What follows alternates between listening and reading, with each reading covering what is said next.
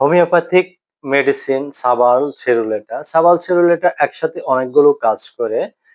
অনেকে বলে যে অনেক ঔষধের নাম বলেন। আসলে বিশেষ মেডিসিন গুলো বিশেষ সমস্যার ক্ষেত্রে সমস্যা আসলে একটা কারণে উৎপন্ন হয় না। কারো যদি পারফরম্যান্স কম হয়, পারফরম্যান্স কমের একটা কারণ থাকে না। নানাবিধ কারণ থাকে। নানাবিধ কারণ হোমিওপ্যাথিক ঔষধ হচ্ছে নানা কারণ উদ্ঘাটন করে কারণের ট্রিটমেন্ট করলে মূল সমস্যাটা দূরীভূত হয়ে যায়।